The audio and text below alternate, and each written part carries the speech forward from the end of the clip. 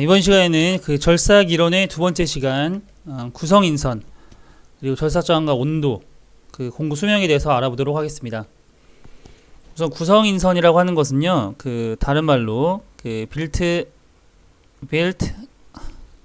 up 엣지라고 하는데요. 구성인선이라고 하는 것은 이렇게 바이트에, 인선이라고 하는 것은 이렇게 뾰족한 바이트의 뾰족한 부분을 인선이라고 합니다.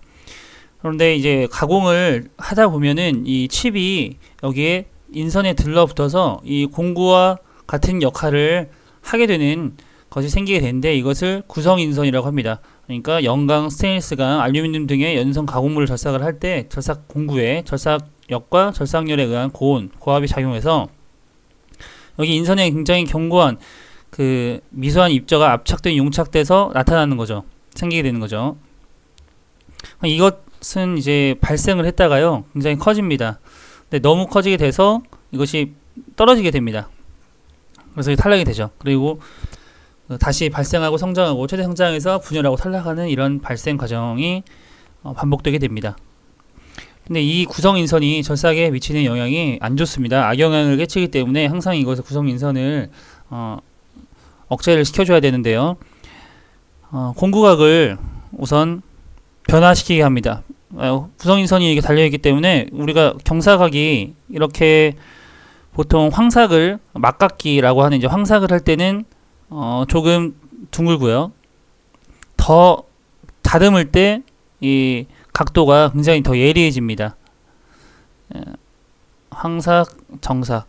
근데 이제 구성인선이 있다고 한다면, 구성인선이 달려있다고 한다면, 지금 이 경사각의 예리한 것을 나쁘게 변화시키는 거죠. 공구를 변화시킴으로써 내가 원하는 그런 가공을 하지 못하게 하는 겁니다.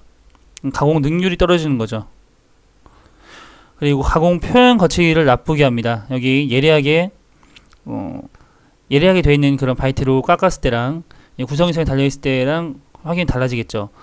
우리가 흔히 사용하는 칼을 생각하시면 됩니다. 칼이 이제 예리할 때는 잘 잘리지만 예리하지 않고 굉장히 뭉뚱그러지면 잘 잘리지 않는 것처럼 그렇게 생각하시면 되고요. 그래서 이 표면 거치기가 또 나빠지게 되는 그런 작용을 하게 되고요. 공구의 떨림, 이 채터링 현상으로 절삭 공구 마모를 크게 하는 역할을 합니다. 근데 이 구성인선의 방지 대책으로는 어떻게 해야 되냐면, 이 전시간에 그 유동형 칩이라는 것이 그 가장 칩의 형태 중에 이상적인 형태라고 했죠. 그래서 유동형 칩의 그 절삭 조건을 그대로 하면 됩니다. 절삭도를 크게 하면 되고요. 음명 경사각을 크게 하면 됩니다. 그래서 절삭 깊이를 작게 하고 윤활성이 좋은 절삭 유제를 사용하면 되고요. 그리고 절삭 공구를 날끝을 예리하게 하면 됩니다. 이 미음과 이 느는 같은 말이라고 보시면 되겠습니다. 이 공구의 음명 경사를 크게 한다는 것이 날끝을 예리하게 한다는 뜻입니다.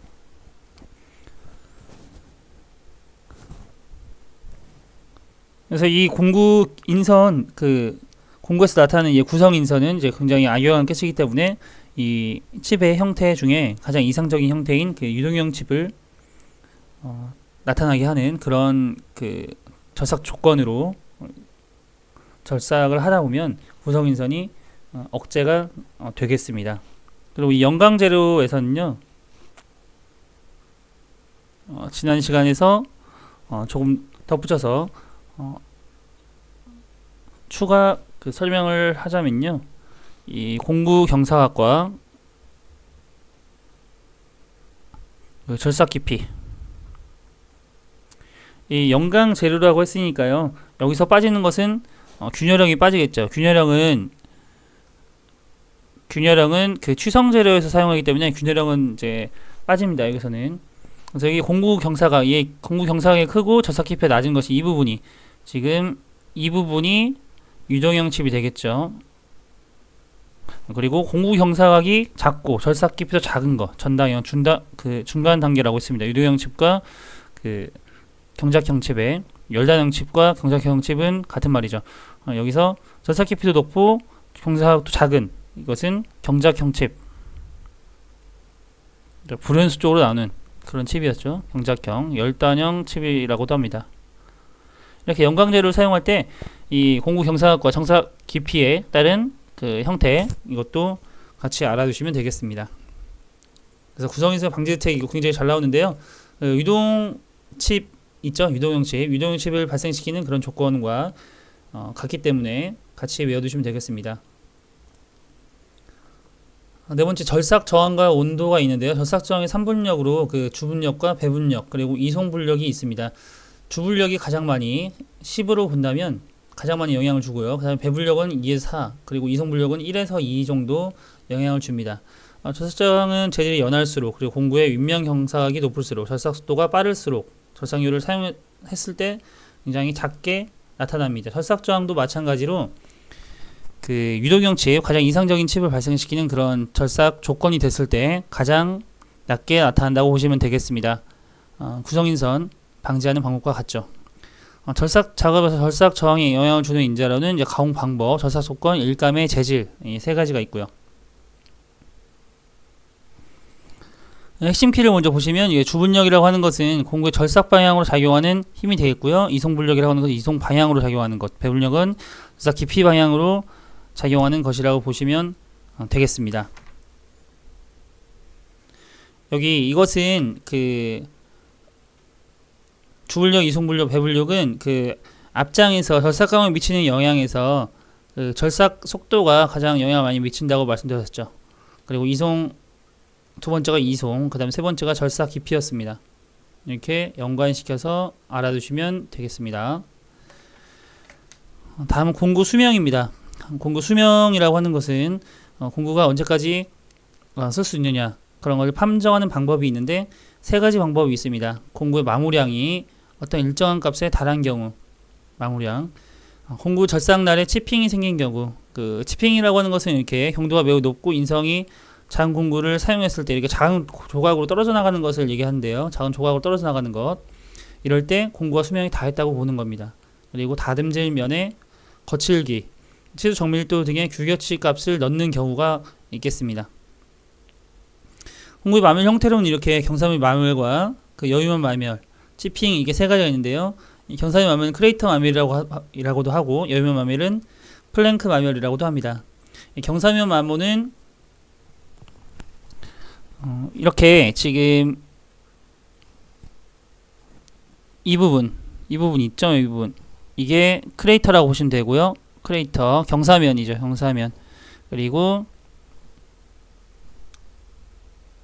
가공물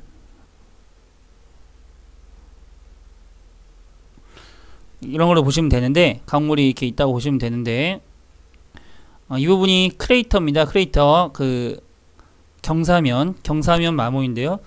주로 유동형 칩이 공구 경사면 위를 미끄러질 때 그 공구 윗면에 오목 파진 부분이 생기는 것을 얘기합니다. 오목 파진 부분.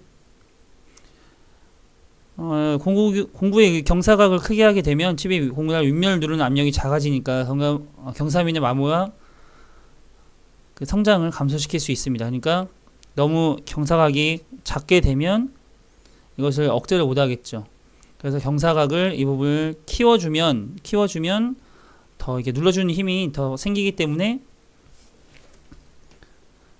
가공면을 밀어주는 거죠. 그러니까 경사각을 크게 해주면 공구날 윗면을 눌러주고 가공물을 이렇게 밀어주는 힘이 생기기 때문에 경사면 마모의 발생과 성장을 감소시킬 수가 있는 겁니다. 여유면 마모 같은 경우는요, 여유면은 보통 옆면이라고 보시면 돼요. 옆면이라고 보시면 되는데 이렇게 공구 인선 이쪽에 그 가공면에 접촉되는 것이 아니라 이 부분이죠. 이 부분이 여유면이라고 보시면 되고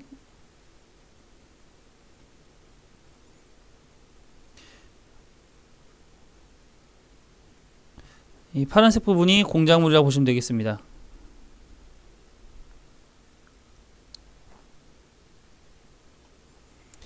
여유면 같은 경우는 이제 플랭크라고 하는데요. 이제 공구의 여유면 절삭면에 평행하게 마모되는 것을 말합니다.